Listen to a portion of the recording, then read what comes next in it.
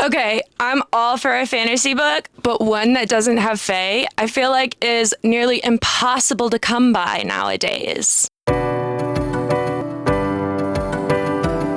besties, what's up? My name is Meg. Welcome back to my channel. In today's video, we are talking about books that don't contain fae, but yet are still fantasy. So some of these may be under the topic of horror, but for time being, let's just pretend, because indeed they are still involved with fantasy. Our book that we are first starting off with is Immortal Dark by Tejas Jirma. At least I think that's how you say her name. I'm so sorry if that's not. This is about a mortal girl who is pulled into a deadly world with immortal power, where survival depends on aligning with beings who see humans as disposable. As she navigates dangerous alliances and forbidden attractions, she may be more connected to this world than she previously thought. Trust becomes a weapon, and love might be the most dangerous risk of all. Next, we have The Deathless One by Emma Hamm. A cursed immortal bound to an endless existence crosses paths with a woman who may be key to breaking his fate. Their connection defies time, but every attempt to change destiny comes with brutal consequences. Love soon becomes a cycle of loss they may never escape.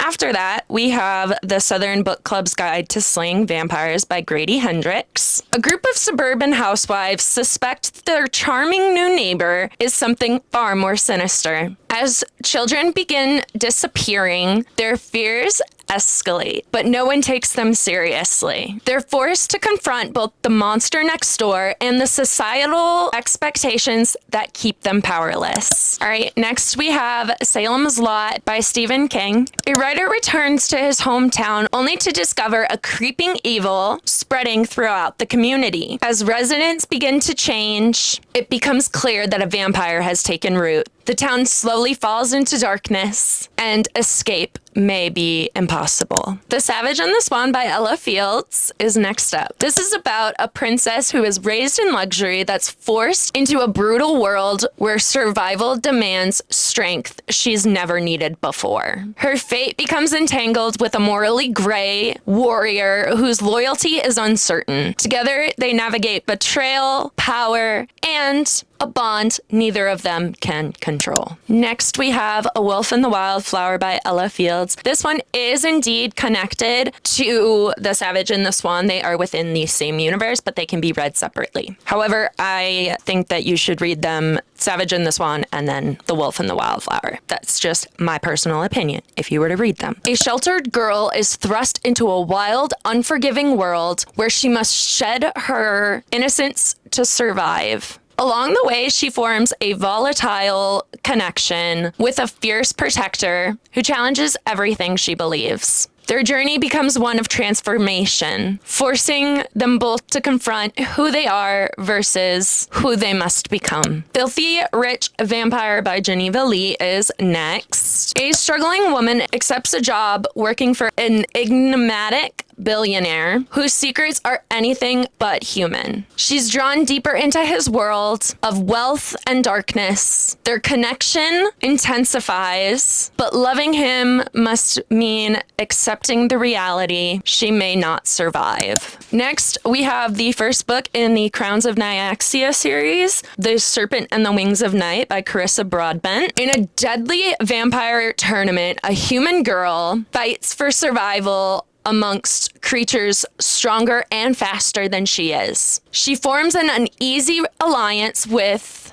a rival vampire where trust is fragile and attraction is dangerous. Winning could mean power, but losing means death. Next up, we have Kingdom of the Wicked by Carrie Maniscalco. After her twin sister is murdered, Emilia seeks vengeance and accidentally summons a prince of hell. Forced into an uneasy partnership, she enters a world of demons, dark magic, and deadly politics. As truth unravels, she must determine how far she is willing to go for revenge. Next up, we have Kiss of the Basilisk by Lindsay Straub. This is about a woman who becomes entangled with a deadly cursed being whose gaze and touch can destroy. As their connection deepens, she uncovers secrets that could either save or doom them both. Love and danger blur as she risks everything in order to try to break his curse. Next up, we have a Married to Magic series by Elise Kova. These are all standalones that can be read separately. First up, we have A Deal with the Elf King. A mortal healer is taken to the elf kingdom as the human bride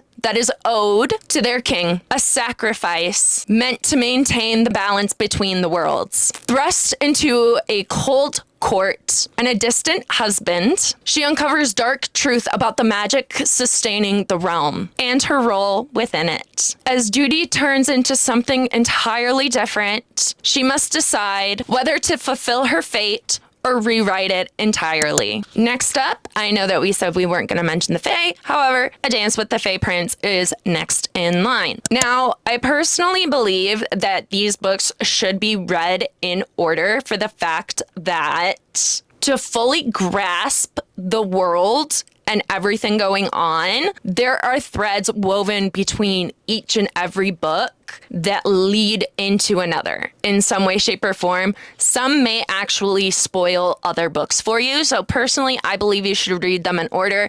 But like I said, they're all standalones within the same universe. So, I mean, it's all up to choice. Next up in the Married to Magic is A Duel with the Vampire Lord. A woman is fueled by revenge and sets out to kill the Vampire Lord, responsible for her suffering. But when she's forced into close quarters with him, she realizes that the truth is far more complicated than the monster she imagined. As enemies turn into something dangerously close to allies, she must decide if vengeance is worth losing herself or him. Next up, we have A Duet with the Siren Duke. A woman with a hidden connection to the sea is drawn into a dangerous bargain with a powerful Siren Duke whose voice can command and destroy. As she's pulled into the world of dark magic and ocean-bound secrets, she realizes her own power may rival his. With trust as fragile as the tides, she must decide to resist his pull or to surrender to it completely. And lastly, we have A Dawn with the Wolf Knight. A woman fleeing her past crosses paths with a feared wolf knight, bound by duty and a curse he cannot escape. Forced into an uneasy alliance, they journey through a war-torn land where danger lurks around every corner. As walls break down and truths are surfaced, she must decide if trusting him is worth risking her freedom and her heart. Thank you so much for listening to all the books that I have found as of thus far that do not have fae in them. Thank you guys so much for watching today's video. I hope you did enjoy. Do all of the YouTube things you know how to do, and I will see you in a bit.